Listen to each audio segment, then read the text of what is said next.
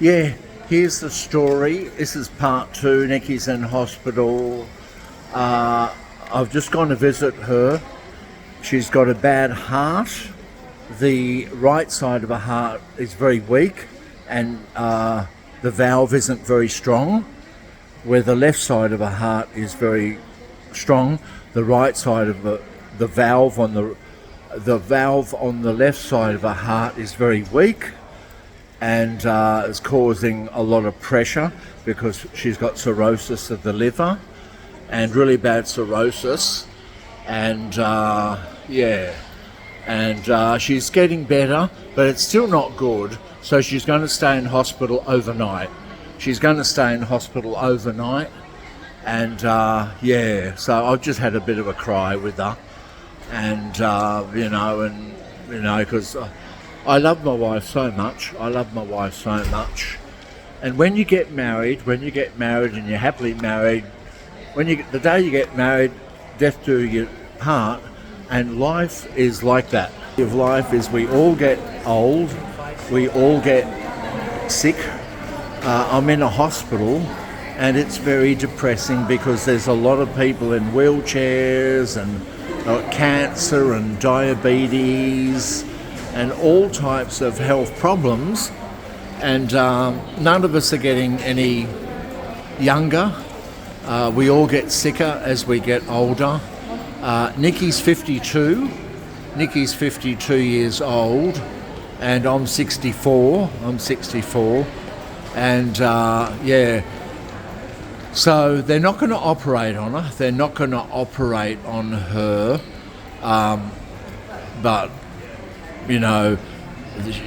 the elder rang her up because she contacted the elder, and the hospitalisation committee is going to come and see her, and I'm going home. I'll be catching 3 buses, and then I'll be catching a taxi home on my own, and the hospitalisation commission doesn't want to be there when I'm around, and she's not having an operation, so she's not been operated on or anything like that, but they're just monitoring her heart. But she does have very bad cirrhosis of the liver because of her Wilson's disease, and she's got she had a blood clot in her portal vein that goes from the spleen to the liver, and she's not well. She's only 52. Nikki's mother died when she was 52.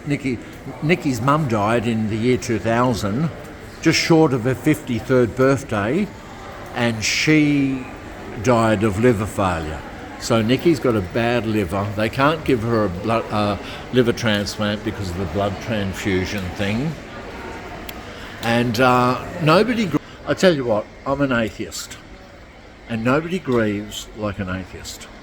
I cry, I've been crying and I've been upset, and she says, "What's up, Justin?" I said, "Well, I love you, and I don't want to lose you, and you value your life, because this may be the only one we get, I don't know. I don't like to be an arrogant atheist, but the way I look at life is this pretty precious, hold on to it, look after each other, and the price you pay for love is grief.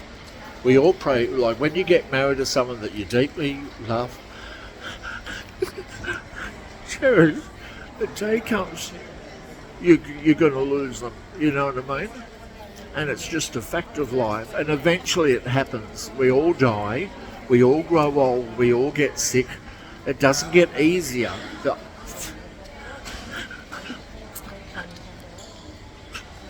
It doesn't get easier. It doesn't get easier as you get older. It gets harder. Your body falls to bits. And all these unwell people in wheelchairs and cancers, and these are people visiting hospitals and having operations, all because of Adam and Eve ate an apple. All of this because Adam and Eve ate an apple in the Garden of Eden. Really? Don't pull my leg. What a lot of control. And Jesus dying for us. What did Jesus' death accomplish nothing. People still grow old, they still get sick, they still die. People are still born with birth defects. Little kids are still born with brain tumours and cystic fibrosis, and you name it, lung, cancer, leukemia, all these horrible things, and you're telling me a God of love has done this because Adam and Eve ate an apple, a piece of forbidden fruit. Come on.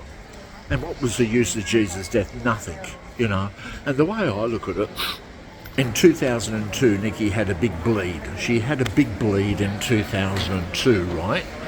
And back in 2002, I was a believing Jehovah's Witnesses, and the Jehovah's Witnesses came to the hospital with me, and they gave me meals, they fed me, they comforted me, they would take me home to their place and had a meal. So, because in 2002, Nikki was in hospital for 2 weeks. 2 weeks because she had a bleed. One of the varicose veins in her stomach popped. And they fed me. The Jehovah's Witnesses fed me, they loved me, they comforted me. And now I'm an agnostic atheist. I'm an agnostic. I don't know what happens, right? I don't know what life's about. Don't know what happens when we die. Because I've become an agnostic atheist, they shun me, they want nothing to do with me. None of them are comforting me. The only messages of love I've got is from you guys, Colin Zafke, CEO, Ellie Reno, Ellie Reno, her lovely channel, Jeff Parmel from New Mexico, the baker. He's sent me messages of love and comfort, but none of the Jehovah's Witnesses. They shun me because I don't believe in their religion. They treat me like I don't even exist. And this is not a Christian religion. Jehovah's Witnesses are not a Christian religion. They are not. Nothing Christian about them at all. And I'm an atheist, and nobody grieves like an atheist because we treat death seriously. I don't like the sad news of atheism. I don't know if atheism is true, but I have a feeling it is. And I don't like it one little bit.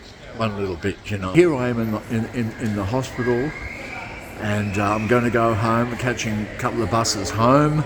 I'm going to come and visit Nikki tomorrow. Hopefully she can go home tomorrow, but she's not well. Nikki's not well. And the first video I made this morning, I had to cut the video because they were pushing Nikki's bed back into the theatre, and she doesn't like me making apostate videos. And, these videos, they call them apostate videos. I'm an apostate, and I make apostate videos. And so Nikki has that to contend to. Nikki has that to contend with, this idea that an evil apostate who makes videos and he's not going to be in paradise unless he comes back to Jehovah and repents.